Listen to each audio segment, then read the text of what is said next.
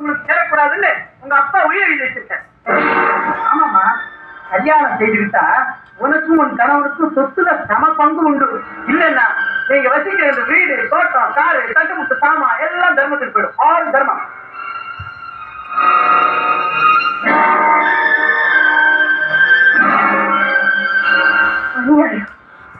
உலகத்துல எங்கேயுமே நடக்காத அக்கிரமம். நீங்க கல்யாணமே செய்துக்க மாட்டேன்னு சொல்றீங்களே, அது கூட உலகத்துல எங்கேயுமே நடக்காத அக்கிரமம் தானா? கல்யாணம் வேணும் வேண்டாங்கிறது என் சொந்த பிரச்சனை சார். நான் சம்பாதிச்ச சொத்துக்களை யாருக்கு எப்படி உயிர் எழுதி வைக்கிறதுன்றதும் உங்க அப்பாவுடைய சொந்த பிரச்சனை தான். வக்கீல் சார், நான் ஏமாடி இல்லை. எப்படியும் இந்த சொத்தை அடைஞ்சே தீரு.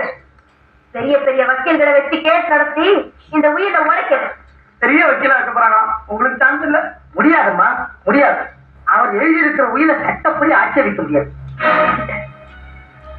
சாக போற நேரத்தில் சதி செய்து என்ன பழி வாங்கிட்டேன். சதி. உங்க எதிர்காலம் நல்லா இருக்கணும்ன்ற ஆசையில தான் உங்க அப்பா இந்த மாதிரி ஒரு காரியத்தை செஞ்சிருக்காரு. நீங்க மட்டும் சரின்னு சொல்லுங்க, உங்க கல்யாணத்துக்கு நாங்களே ஏற்பாடு பண்ணிடுறோம். இது கல்யாணத்தை பண்ணிட்டு சார், தூண்டில போட்டு மீனை பிடிக்கலாம், எலும்ப காட்டி நாய வளைக்கலாம். ஆனா இந்த சொத்தை காட்டி என் லட்சியத்தை அழிக்க முடியாது. நான் மானம் உள்ளவன், வைராக்கியம் உள்ளவன். நாங்க வர்றோம். இன்னும் ஒரு மாசம் தான் டைம் இருக்கு.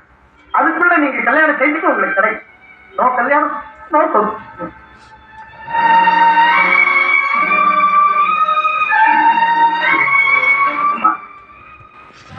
நம்ம வேலைக்காரங்களுக்கு போறோமா, சம்பளம் கொடுக்கல, அதனால வேலை விட்டு நின்னுக்கிறேன்னு சொல்றாங்க. வேலைக்காரங்க இல்லாம எல்லாம் எப்படி இருக்க முடியும்? அது மட்டும் இல்லம்மா, இன்னையில இருந்து பேங்க்ல பணம் எடுக்க முடியாது, காருக்கு பெட்ரோல் போட முடியாது, சுருக்கமா சொன்னா சாப்பாட்டு செலவு கூட பணம் இல்லம்மா. பயப்படாதீங்க. இந்த அநியாயமான உயிரை எழுத்து கேஸ் நடத்தினா வெற்றி நிச்சயம் நமக்கு. கேஸ் நடத்த கூட நம்ம கிட்ட பணம் இல்லையே. கவலைப்படாதீங்கம்மா, நான் ஒரு யோசனை சொல்றேன். என்ன?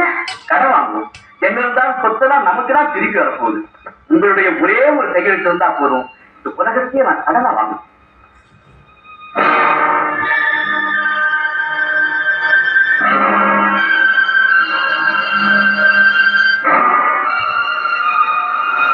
போதுமா? இல்ல இல்ல, அடிக்கடி என்னால கையெழுத்து போட்டுக்கிட்டு இருக்க முடியாது. ஒரே வாசிக்கணும்.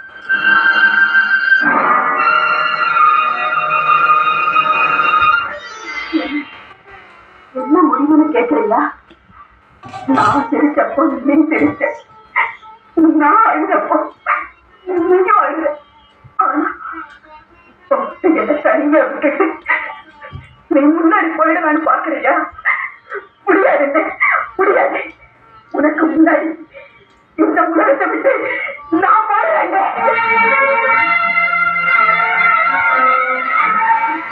ஆண்டவன், குழந்தை வரம் கேட்டு எல்லாரும் ஒண்ணு வேண்டிக்குவாங்க.